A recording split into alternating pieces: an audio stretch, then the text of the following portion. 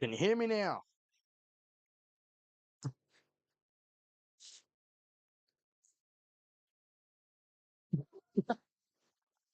Sorry about that. Fuck. Oh, okay, that's hilarious. All right, start from the top. Um, Welcome to the Saturday reading stream. Last week finished Abram Leon's The Jewish Question, a Marxist Interpretation. A very interesting one, that's for sure. Um, it's very enlightening in many respects. And then I sort of rant at the end about a bit of sort of my thoughts on uh, like geopolitics and religious eschatology. I did post that one as a separate video. Um, Clipped that one out. But yeah, tonight I'll be continuing the Israel-Palestine and the Zionist Problem unit with Ilan Pappe's A Very Short History of the Israel-Palestine Conflict. Now, as you'll see very quickly, this was basically a primer that he wrote and released um, following Operation Al-Aqsa Flood, the October 7th incident. So yeah, basically just a primer, a short, very short history, as the title says. So yeah, we'll just get right into it. All right. Introduction. Since October 7th, 2023, when Hamas stormed into Israel in Operation Al-Aqsa Flood, the world's eyes have been on a country in which there seems to be no agreement, not even on name. Israelis call this land Eretz Israel. Palestinians call it Palestine. On October 7th, roughly 1,200 Israelis, the majority of them civilians, lost their lives, and 240 were taken hostage, many of them yet to return home. Israel's retribution, Operation Swords of Iron, has killed over 30,000 Palestinians so far. Roughly a third were children. So yeah, this is obviously outdated, but yeah, relevant for brief history of the times. What follows is a concise history of how this came to be, for those who are seeing the conflict unfold for the first time, as well as for those who have been engaged in activism for peace and justice in the region for many years.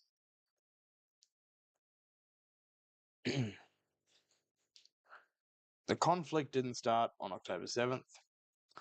The UN Secretary General Antonio Guterres, when condemning the horrors perpetrated by Hamas, reminded the world that Palestinians have been subjected to 56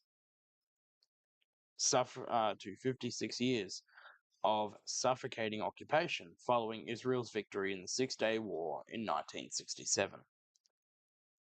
But the roots go further back than that, even deeper into the past than the founding of the State of Israel in 1948. Its beginnings can be found in the late 19th century.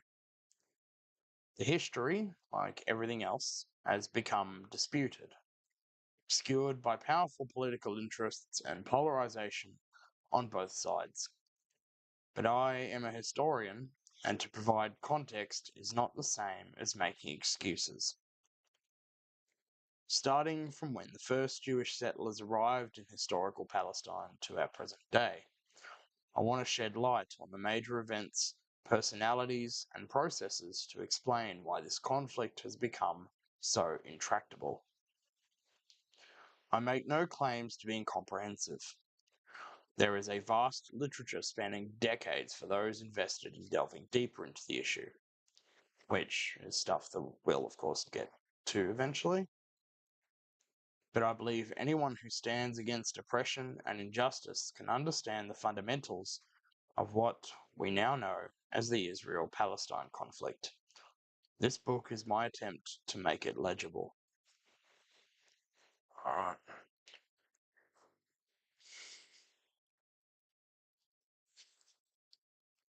Chapter 1. When and where did the conflict begin?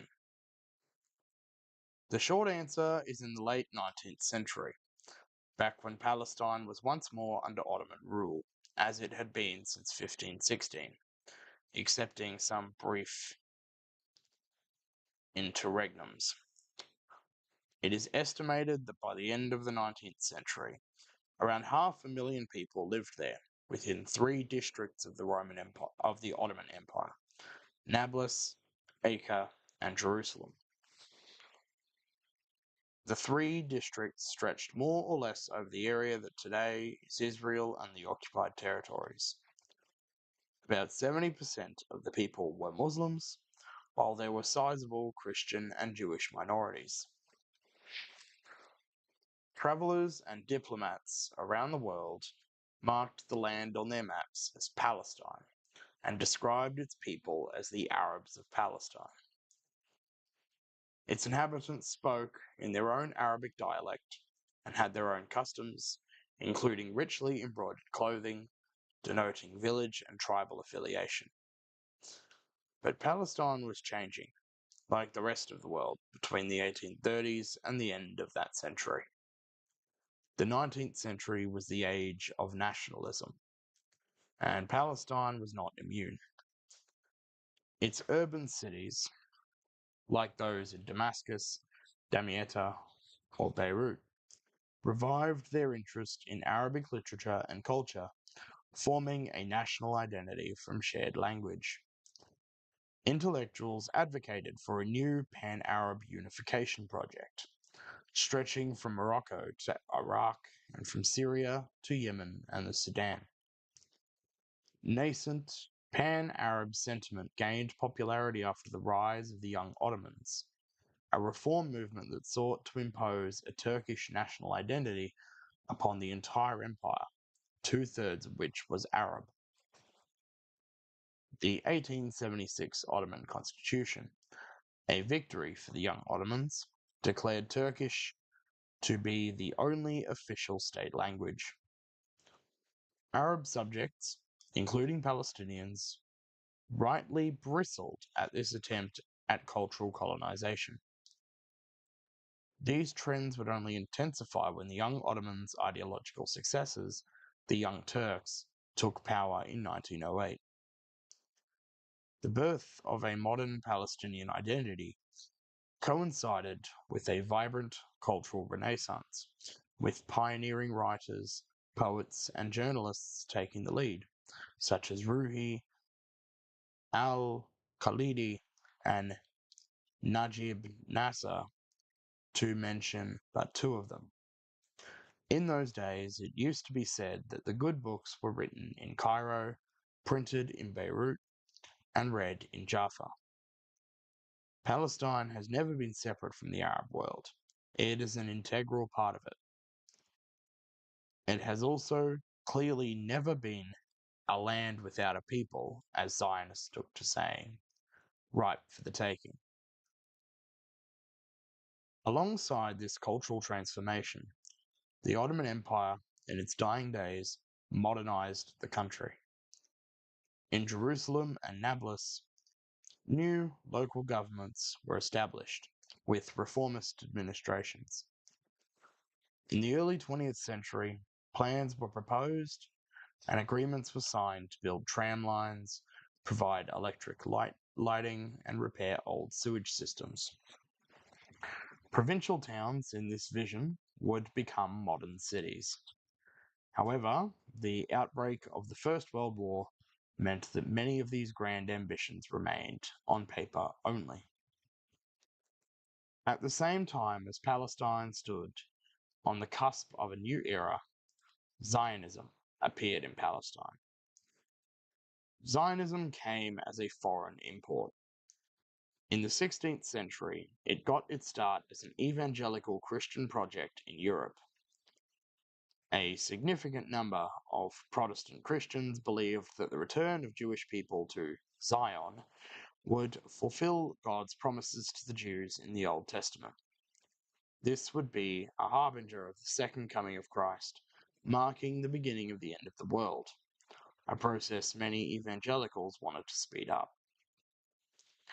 They were the first to regard the Jews as members of a nation or a race, instead of practicing believers of a faith. They were particularly active in the USA and Britain, and some of them sat in high office, people such as William Blackstone in the USA and Lord Shaftesbury in Britain. What motivated them? Certainly not any sympathy for Jewish people. Some were outright anti-Semites, seeing Palestine as a dumping ground for Jews in the US, Britain, and Europe, as they never accepted them as equal members of their respective nations. But it was also politically convenient, especially for those who were part of the governing elites. Jews, in their eyes, could be mobilized on religious grounds to take the Holy Land, as they described Palestine, from the hands of the Muslims, i.e., the Ottoman Empire, which had been frustrating European imperialist designs in that region.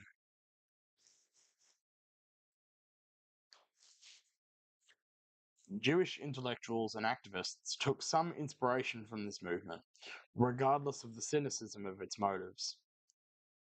The Christian fundamentalists of today, referred to as Christian Zionists in the USA, still subscribe to these ideas and are the most important pro-Israeli lobby in the USA, not only offering support to Israel, but going further, backing Israel's annexation and Judaization of the occupied West Bank.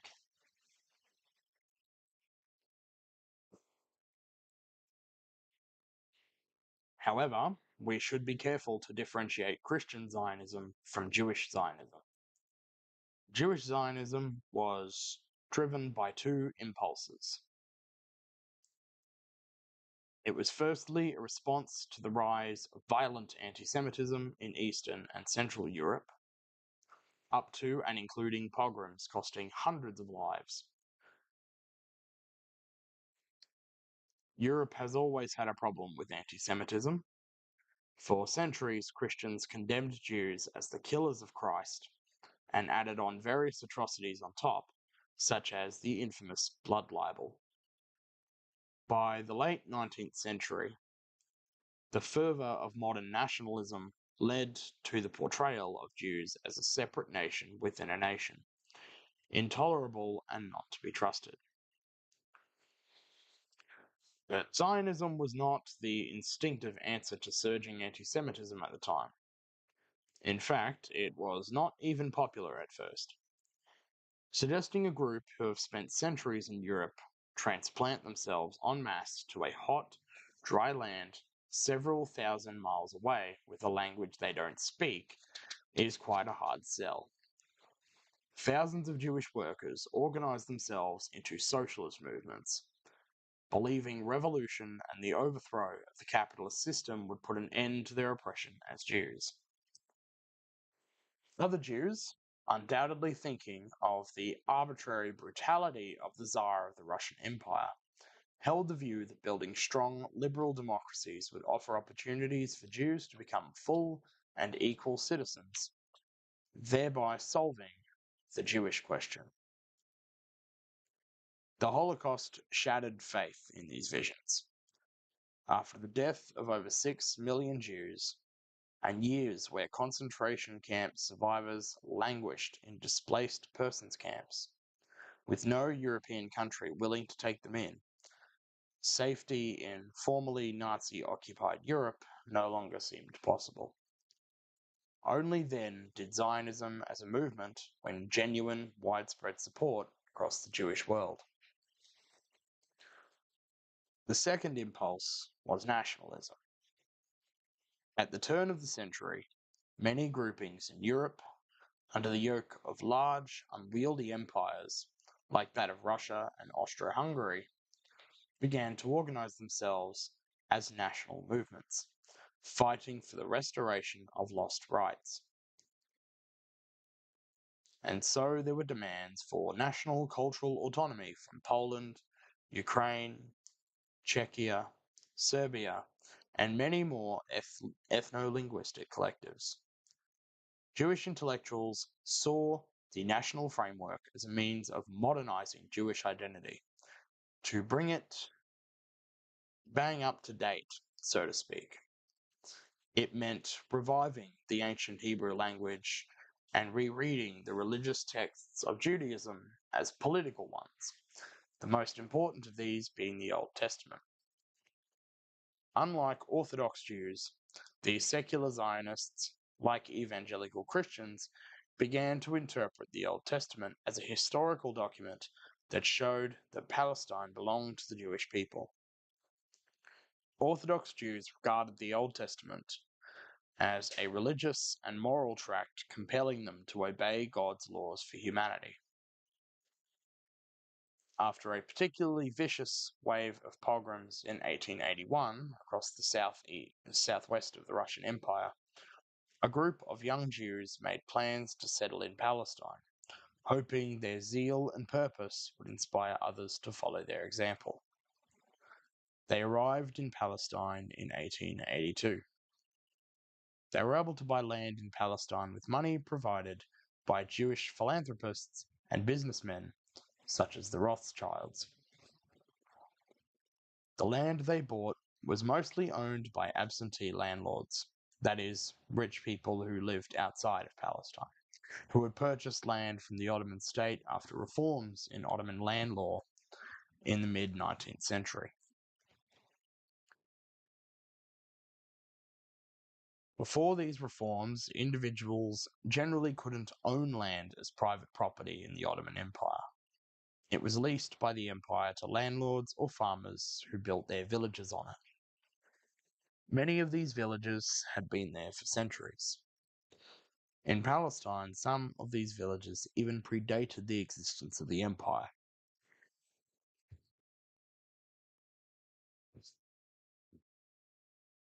But under the new land regime, the villages' land, previously leased from the state, was now the private property of a landlord. However, in the Ottoman understanding, the fact of land changing hands didn't alter anything in practical terms. The land, it was understood, came with the tenants attached, i.e., the villagers and their villages. As the first Zionist settlers wanted to form their own agricultural collectives, their initial purchases were of uncultivated land where largely no one lived.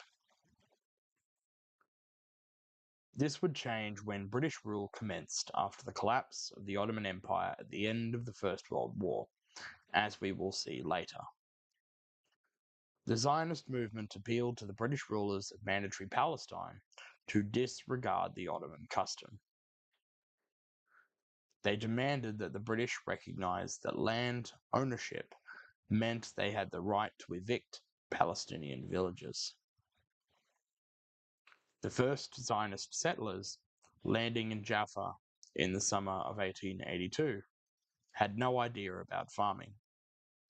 They were mostly former university students, brought up in East European towns, with no instinct for agriculture. They needed the assistance of Palestinian farmers, who taught them how to till and plough the land to make it bear fruit.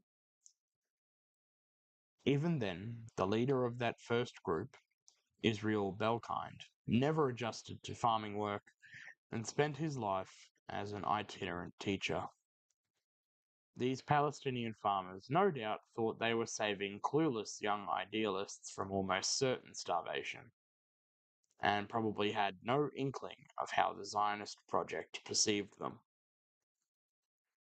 But even in early Zionist propaganda, Palestinians were portrayed as aliens in their own native land at best, or at worst, as the appropriators of land that had rightfully belonged to Jewish people since the time of the Old Testament.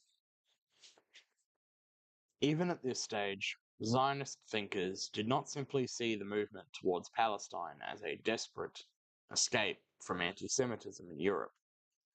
They saw it as laying the groundwork for taking over Palestine. By the end of Ottoman rule in 1918, Jewish settlers were about 5 to 6% of the population.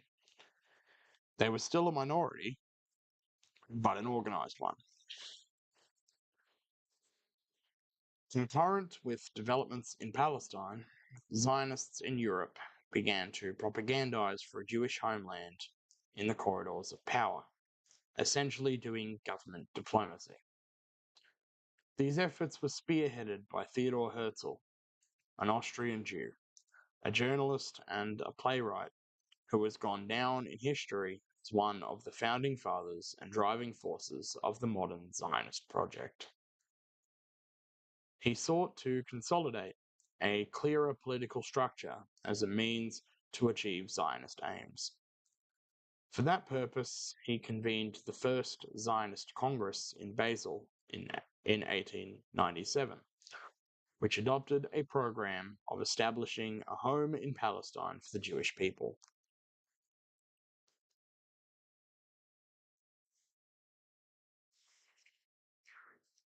The program made no mention of what would happen to the Palestinians if such a home was built. However, Herzl clearly wasn't optimistic about peaceful coexistence. In his diaries in 1895, he expressed hope that the penniless population, i.e., poor Palestinians, ought to be spirited away over the borders to neighboring countries. Herzl anticipated that the Ottoman Empire, under pressure from European powers, would be willing to give Palestine to the Zionist movement. He even offered money, which he did not really have, to the Ottoman government in return for such an arrangement. But the Ottomans refused. The dream receding before his eyes, Herzl changed tack and suggested to the British government that the Jewish state didn't have to be in Palestine. It could be in Uganda, then controlled by the British. The British government was open to negotiation on this, but when Herzl presented it at the 1903 Zionist Congress, it nearly prompted a split in the movement. Herzl's health was failing by this point, and he passed away in 1904. He is buried in what is now Israel, resting forever in a land he only visited once in his life. In 1905, the Zionist Congress definitively rejected the Uganda scheme. From now on, the Jewish homeland would be in Palestine or nowhere. Other leading Zionist ideologues, such as David Ben-Gurion and Menachem Usishkin, had little concern for governmental approval, whether of the British or the Ottomans. In their diaries, it becomes apparent that even in the first phase of Zionist colonization of Palestine, 1882 to 1918, they were already imagining a Palestine without the Palestinians, and openly discussed how that could be achieved. Unlike Herzl, who felt no particular affection for Palestine as a place, they also settled in Palestine themselves. The international legitimacy so vigorously pursued by Herzl did not matter so much to them. For them, the priority was establishing facts on the ground. Everything else would follow from that. Hang on a moment.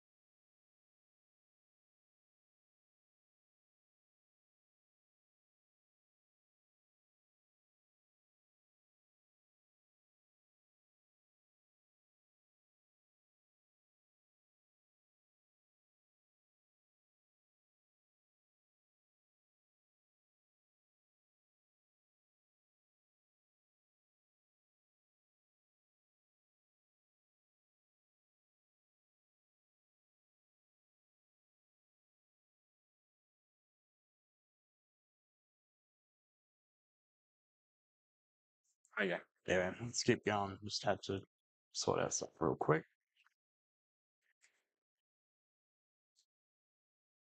Chaim Weizmann succeeded Herzl as the leader of the official Zionist movement.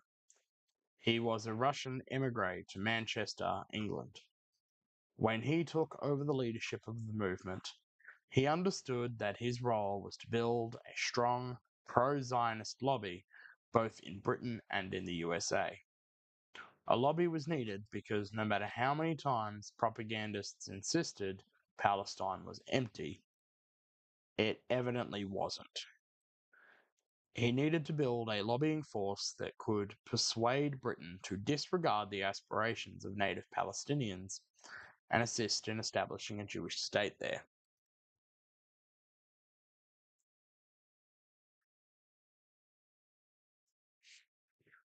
This would be sold to the British as a bulwark against the Ottoman Empire, a European outpost in the Middle East.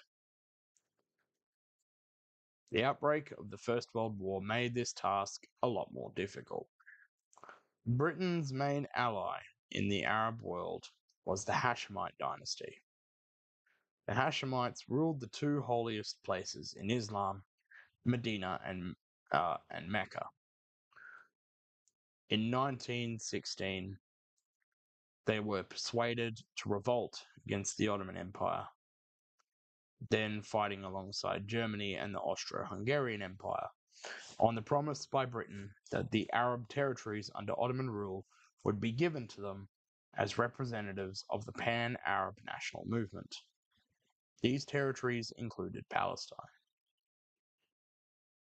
If Britain had intended to be true to its word, the modern history of the Middle East would be entirely different. But during the First World War, Weizmann continued to build connections between the Zionist movement and the British government. He correctly assessed that Britain was critical for the future of Palestine. Britain was already looking ahead to the end of the war and the presumed demise of the Ottoman Empire, carving up a new map of the Middle East. Palestine would play a vital part in protecting British imperial interests in the region. Weizmann built a pro-Zionist lobby in Britain, made up of pious Christians who believed in the return of the Jews to Palestine as fulfillment of God's will, anti-Semites who wanted Jews out of Britain, and Anglo-Jewish aristocrats who would have been loath to immigrate to Palestine themselves, but saw it as a suitable destination for working-class East European Jews whom they thought of as being communist troublemakers. In other words, the only thing these people had in common was wanting to establish a Jewish state.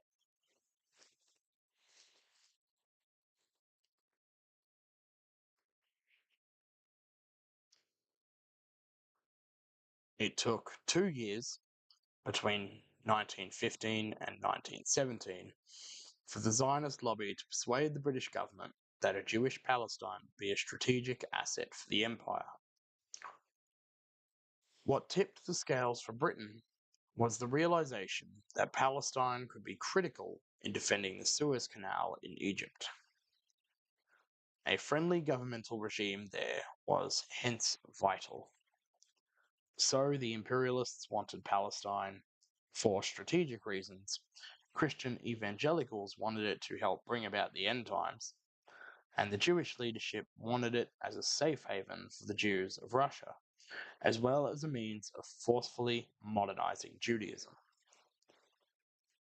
To survive the new epoch, they thought, Jewishness had to be a nationality, not a religion. On the 2nd of November 1917, the British government made the Balfour Declaration, promising to make Palestine a national home for the Jewish people, while protecting the civil and religious rights of existing non-Jewish communities in Palestine, i.e. the indigenous majority. This declaration was, in fact, a letter penned by the British Foreign Secretary, Arthur Balfour, to the unofficial leader of the Anglo-Jewish community, Lord Rothschild.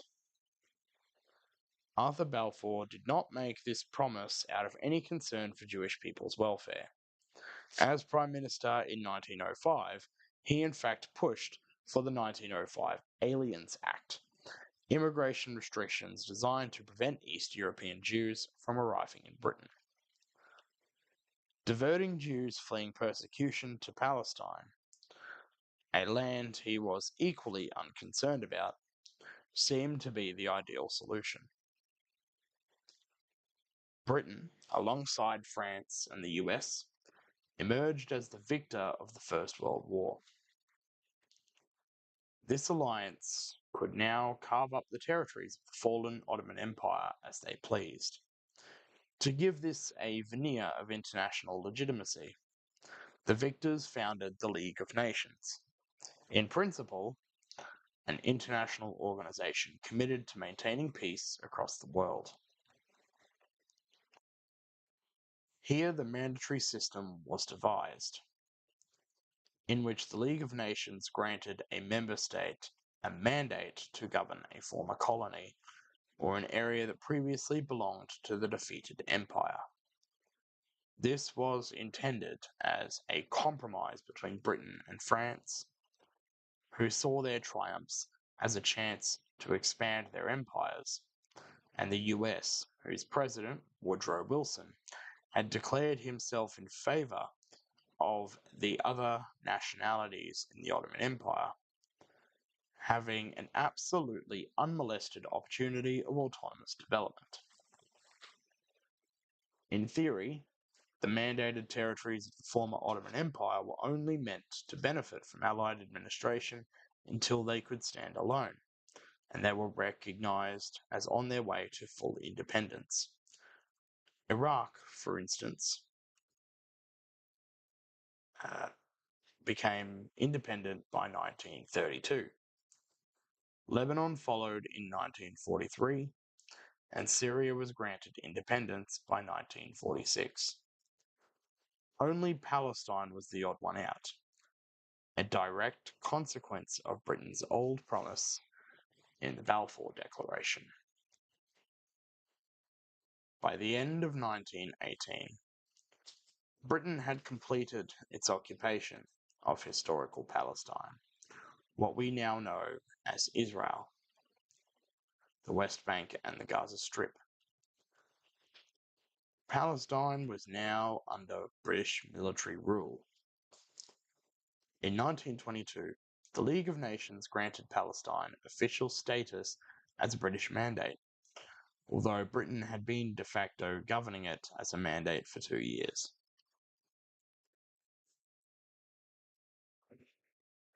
The mandate agreed by the League echoed the wording of the Balfour Declaration, directing the British to secure the establishment of a Jewish national home and facilitate Jewish immigration under suitable conditions. The British attempted to replicate the structure they had applied in their other mandates. At the head of a mandatory country stood the High Commissioner from the mandatory power. There was then a government and parliament composed of the mandate's own inhabitants, with some limited powers, but very closely supervised by the advisors deployed by the European mandatory power. But it was impossible for Britain to build this model in Palestine. Britain got as far as appointing a High Commissioner, Herbert Samuel, but forming a government proved much more difficult. Neither side was happy with the British proposals. The Palestinians rejected a legislative council that was tied to acceptance of the Balfour Declaration, and one in which they would always be outvoted. They also rejected all proposals for an Arab agency, analogous to the Jewish agency for managing immigration, as effectively treating them as a minority in their own country.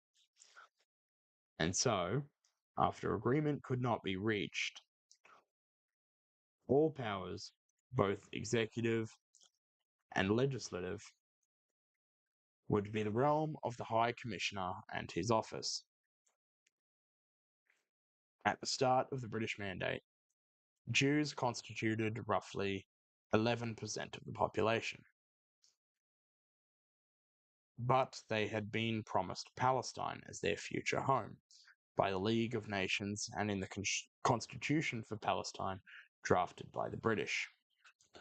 During the years of British rule, the British government tried to manufacture Palestinian consent to losing their own country by offering solutions like partition, federation, and forming a binational state. They did not offer to respect the mandatory principle that the majority of the people in a country have the right to decide its future, as happened in all the neighboring Arab countries. And even when Palestinian leadership was willing to countenance accepting the presence of Jewish settlers in a future Palestine, Britain did not dare to impose on the Zionist movement any solution that did not include a Jewish state of a part or the whole of Palestine.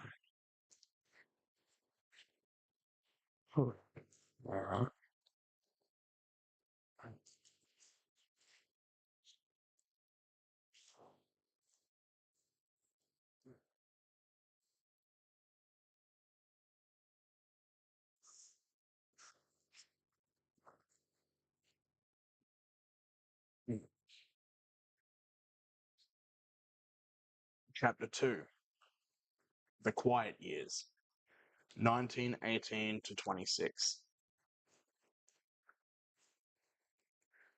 Palestinians did not intend for their country to be handed over, in whole or in part, to recent Jewish immigrants on the basis of diplomatic agreements they had no say in. Between 1918 and 1920, during British military rule, Palestinian thinkers and activists began to organize in Muslim Christian associations. These were formed to advocate for self-government and to oppose the implementation of the Balfour Declaration. By 1919, these organizations had grouped together under the banner of the Palestine Arab Congress. The very existence of the Palestine Arab Congress dispels two myths often propagated by those who don't know any better: that the conflict is one between Muslims and Jews, and that Palestine had no national identity of its own before 1948. Since the beginning of the Palestinian national movement, Christians have played a crucial role in it. As early as 1911, two Orthodox Christian cousins launched the newspaper Palestine, championing an Arab Palestine and raising early alarm about Zionist ambitions. This should give us pause for thought, as even today, a common Israeli narrative insists that Palestine has no history of nationalism prior to Israel's founding. In 1972, the Israeli Prime Minister Golda Meir famously said, "There is no such thing as the Palestinian people." Too many Israelis still echo that sentiment today.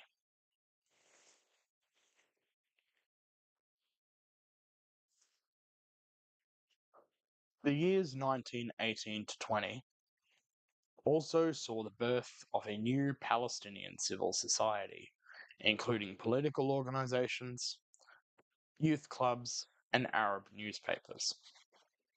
These groups also came together as part of the Palestine Arab Congress, functioning as the Palestinians' representative body. At the start of 1919, as the Paris Peace Conference was ongoing, this Congress convened and called for the renunciation of the Balfour Declaration. They saw Palestine as part of an independent Arab Syria. But as we can see, There was unity across religious lines against the attempt at carving out a new state. The British responded to these developments by creating their own institutions. In December 1921, the High Commissioner Herbert Samuel established the Supreme Muslim Council, which would have authority over Muslim courts and lands. The British were now trying to divide Palestinians according to religion. However, Muslims participating in this council remained highly political and highly committed to the Palestinian cause. The Grand Mufti of Jerusalem, the highest Muslim religious authority in the country, Haj Muhammad Amin al-Husseini, was appointed head of this council, making him one of the most influential people in Palestine. He used his influence and authority to mobilize for nationalism behind the scenes. Prior to the formalization of the mandate, Palestinians still hoped they could work with the British to ensure their future independence. But there were two events that put paid to that illusion. In April 1920, a right-wing group of Zionists led by Zev Jabotinsky marched through the Muslim quarter of Jerusalem's Old City while Muslims celebrated the birth of the prophet Moses. Jabotinsky, who had been secretly arming Jewish men in self-defense organizations, had predicted a pogrom in March and did his best to inflame tensions between Muslims and Jews. In the run-up to April, the Hebrew press published articles campaigning for the building of a third Jewish temple on the Holy Mount, the site of the second temple destroyed by the Romans in AD 70.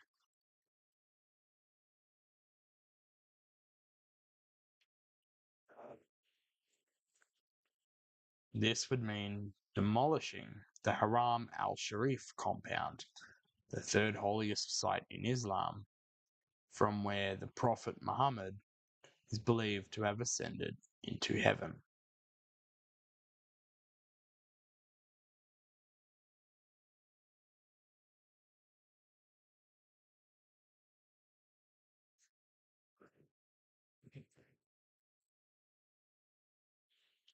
The rival religious claims to this site have yet to be settled in a satisfactory way for anyone, and could spark a wider conflagration involving much of the Muslim world at any time if the Israeli government opts for a path of no compromise.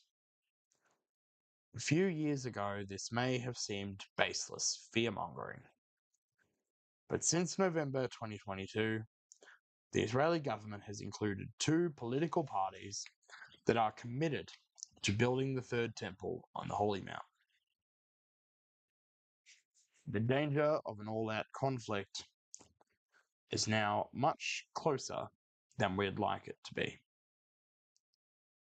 Back in 1920, these provocations led to street fighting between young Arabs and young Jews, sharpening the divide between the resident population and recent Zionist arrivals. Palestinians attempted to organize against implementing the Balfour Declaration using all the means at their disposal. Another wave of violence came in May 1921 in Jaffa on the back of May Day demonstrations by ostensibly Marxist Jewish settlers who were supposed to be celebrating workers' unity. They had come from Tel Aviv, the settler-dominated city next door to Jaffa, and increasingly encroaching on it. As they marched through a Palestinian neighborhood, the British fired warning shots to disperse them. Palestinians, fearing an imminent Jewish assault on their neighborhood, began to attack the marchers, leading to a conflict that killed 47 Jews and 48 Palestinians. These two waves of violence, both set off by provocations and sustained by confusion, signaled that calm in Palestine could not endure in the face of an active colonization attempt.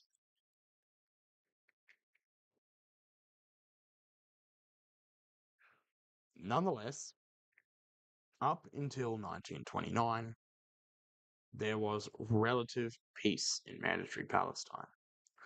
The tensions simmered, but they did not reach boiling point. However, the calm was exploited by the Zionists to establish facts on the ground, to make their future state a fait accompli. This endeavor would have catastrophic consequences for the Palestinian people. The British High Commissioner facilitated Zionists building up the infrastructure for their future state, while Palestinian affairs remained in the hands of the British. The mandatory authorities hence allowed the Jewish settlers to build their own educational system, their own industries, and even military capacities, and all other services that one would think were the purview of the state. Simultaneously, Zionists like Eliezer ben Yehuda spearheaded the revival of the Hebrew language at the expense of European Jewish languages like Yiddish and Ladino. A new Jewish ethno-national identity was being crafted in real time. While the Jewish community was left to its own devices to effectively form its own proto-state, the Palestinian majority were treated as colonial subjects. The British administration imposed their own educational system upon the mainly rural Muslim population and provided patchy state healthcare. State provision was vastly inferior to the infrastructure built up by Zionist organizations. Moreover, Britain did not allow the Palestinians to develop any real native governing elite as they had in Iraq. We can see just how differently the two communities were treated when we look at British policy towards higher education. The mandatory administration enabled the Jewish community to maintain its pre-existing university, Technion, in Haifa, and to build the Hebrew University in Jerusalem in 1918 and open it in 1925. However, no resources were allocated for building universities for Palestinians.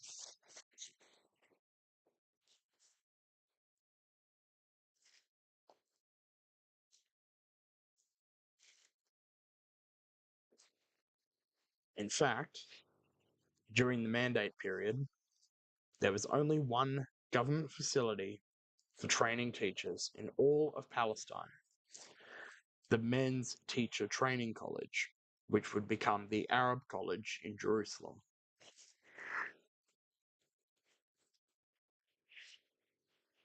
The British administration, with their previous experiences in India and Egypt, worried that an educated population would be too difficult to control. Palestinians nonetheless turned these institutions for teacher training into quasi-universities. In 1925, the Arab College could prepare its students to take the matriculation exam to enable them to enroll in universities outside of Palestine. The college was highly selective and academically excellent. Many of its graduates pursued prestigious careers in neighboring Arab countries and beyond.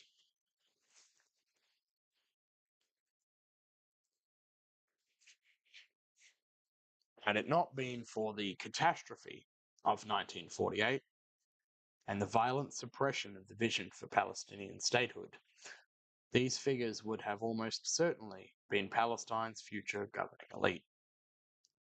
Instead, their talents were invested in countries like Iraq, Lebanon, and further afield. More significantly, the British administration tacitly tolerated the Zionist movement establishing its own paramilitary force, the Haganah. There was also evidence of cooperation between British security forces and the Zionist paramilitaries, a fact resented by Palestinians. Meanwhile, Palestinians could not arm themselves or organize themselves on any significant scale. But, as we've seen, the Zionist presence at this time was still relatively limited. And the impossible question of how to build a Jewish homeland in another people's country had yet to be answered, and the British position remained subject to change. Especially in the first half of the 1920s, coexistence between the two communities remained possible. Even though Arab workers were excluded from the Zionist trade union Histadrut, there were still joint strikes by Arab and Jewish workers, such as in the tailoring and carpentry industries in Haifa in 1925. Arabs and Jews still founded new businesses together. More than 1,000 joint businesses opened up in this decade. Facts were being established on the ground, but the catastrophe that followed wasn't inevitable. It only became so once the character of the Zionist movement fundamentally changed, as we will see now.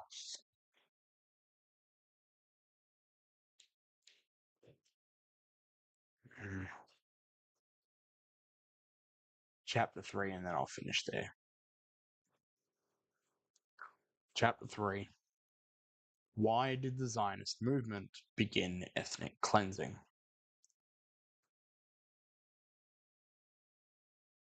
In the middle of the 1920s, the Zionist movement shifted from simply seeking to achieve a homeland where Jews would be safe, dependent on the mercy of greater imperial powers, to colonizing Palestine in its own right, brazenly dispossessing the indigenous population.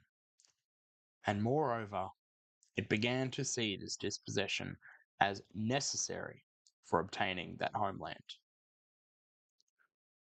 People do not often date the ethnic cleansing of Palestine to the mid-1920s, but what happened then laid the groundwork for everything that followed. By 1926, the Zionist movement upturned many decades of convention in land ownership since the Ottoman reforms of the mid-19th century. As we've seen, these reforms, meaning that land was no longer leased from the state, enabled the wealthy to become private landlords. In practice, individual farmers could not always show documents of tenure because they were registered collectively in the name of the village, which made it easier to evict them. Peasants had little incentive to file claims with the government for their land. In this way, large swaths of land became owned by only a handful of landlords, many of whom were outside Palestine, now described as absentee landlords. A few were Palestinian notables. However, these reforms were never intended to change the day-to-day lives of the rural population. When land was purchased, it came with the villagers and the villagers. Custom dictated that villagers had to fulfill certain obligations to the landlord, but there was never any question that the villagers were there to stay. That is, until the British administration changed the rules. First, in 1920, the British administration removed many existing restrictions on land purchases, even if, conscious of Palestinian resistance, it placed some limits on Zionist purchases of land. But in practice, it meant that the Zionist movement could buy as much as it could afford. It also reclassified Palestinian villagers, many of whom had been cultivating the same land for generations, as tenant farmers, and hence their presence became contingent on the landowner's will. Between 1921 and 1925, the American Zion Commonwealth bought 80,000 acres of land in what was then Marj ibn Amir, now the Jezreel Valley, from the Sursok family in Beirut. In 1929, the Jewish National Fund then purchased roughly 7,500 acres in what was then Wadi Hararith between Haifa and Tel Aviv, after the original Lebanese owner's heirs could not pay his debts. In both these areas, the new Zionist settlers evicted, at times forcibly, the villagers and farmers who had cultivated the land.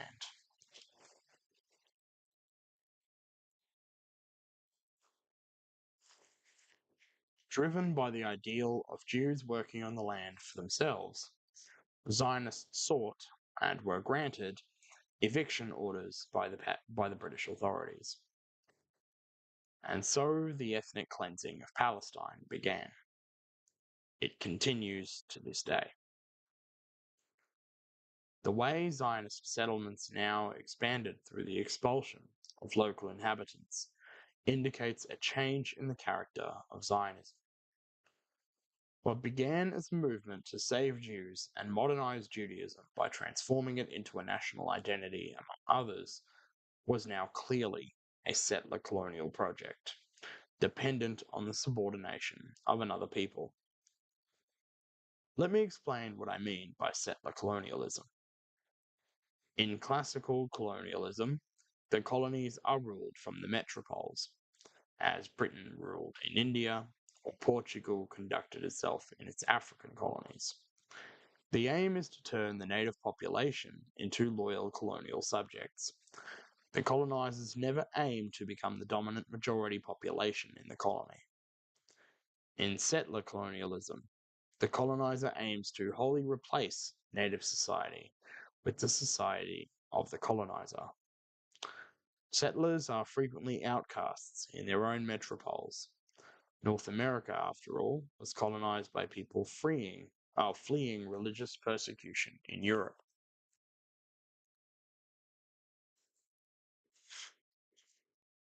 Settler colonialists are trying to build a home that wants them.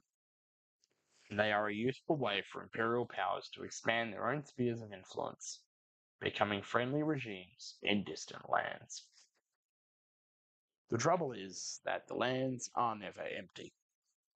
For settlers, desperate to impose their own culture and social system, the indigenous population, so obviously different to them, is an obstacle to be removed. This can never be done without brutality. In Australia, for instance, there were at least 270 massacres of the native population over 140 years of British settlement, on top of armed conflict and vast death tolls from epidemics.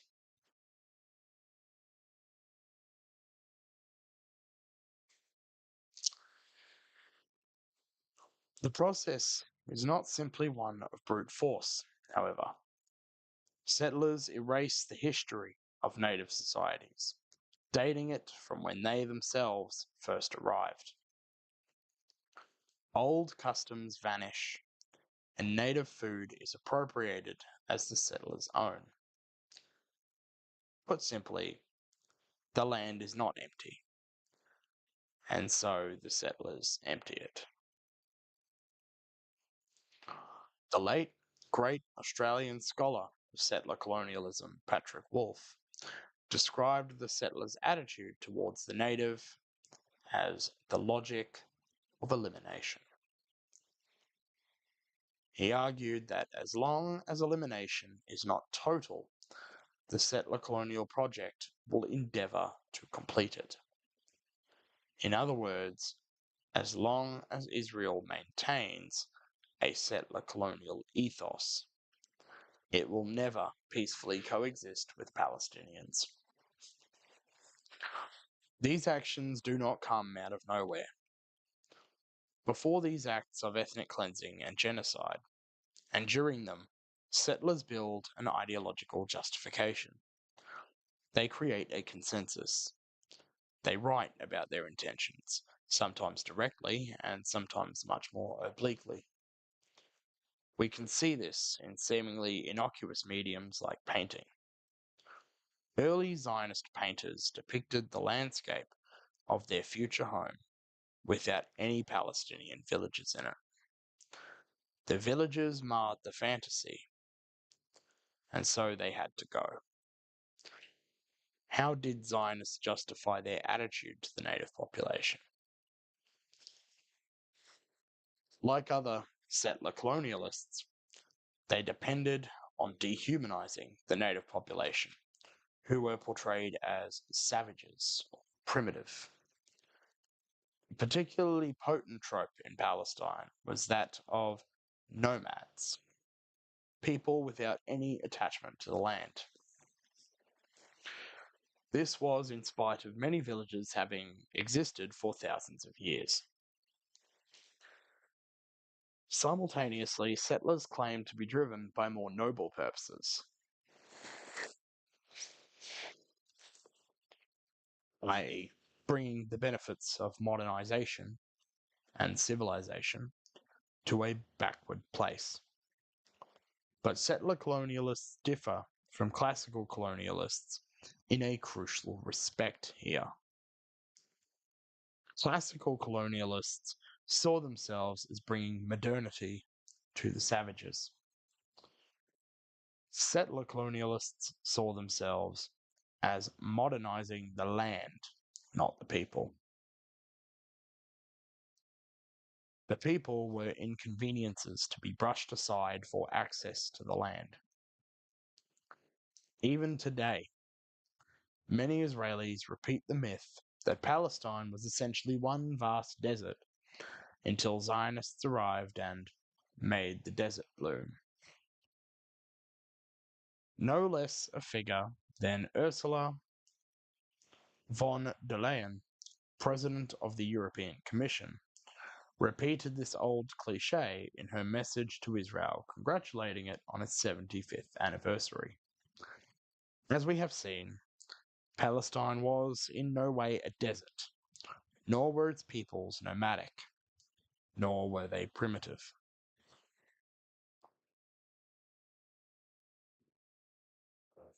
While these illusions were propagated to make the Zionist project more palatable to Jews in Europe and beyond, Zionist thinkers knew full well that there was a native population that needed to be dealt with.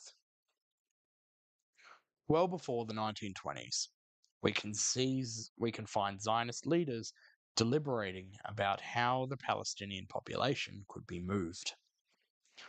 Some of the Zionist ideologues hoped Palestinians would voluntarily emigrate to neighboring Arab countries if provided with adequate financial compensation.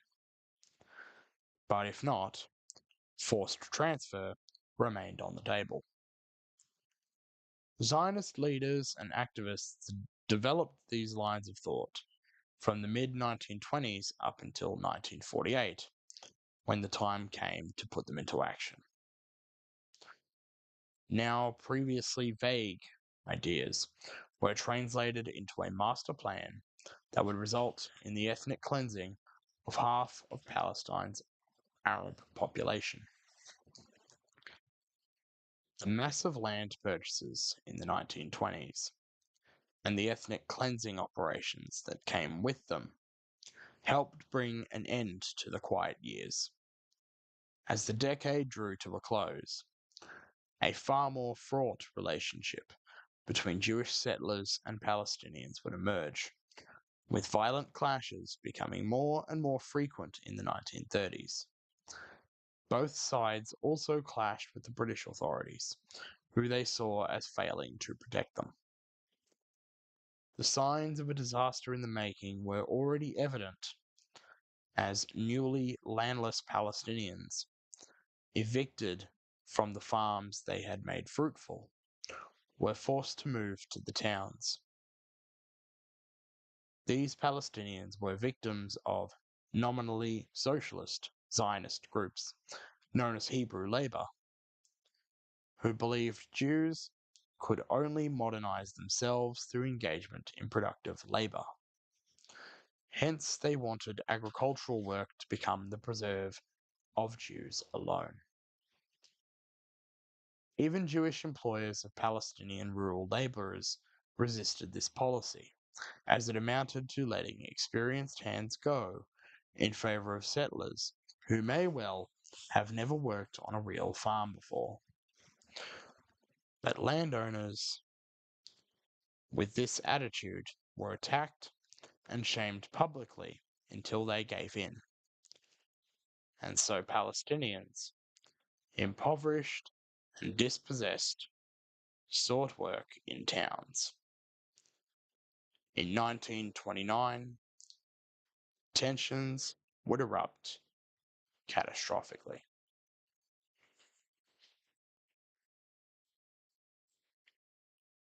And that sounds like a good place to end it for this week on a little bit of a cliffhanger.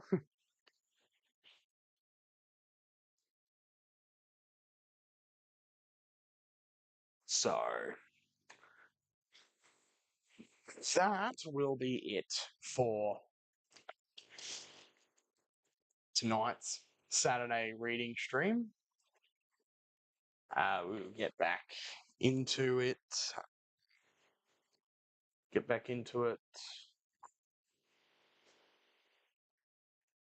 Next Saturday.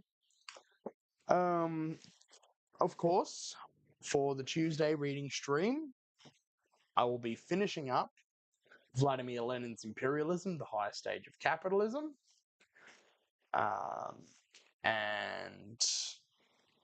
And then the Tuesday after that, we'll be moving on to Clinton Fernandez's Sub-Imperial Power, Australia in the International Arena. And of course, next Thursday, for the gaming stream, I will be continuing Freedom Planet 2. So, yeah. So that will be it for tonight. If you like the streams and want to get notified for more, feel free to subscribe and click the bell. The stream archives are also in the playlist section, split into the books and games.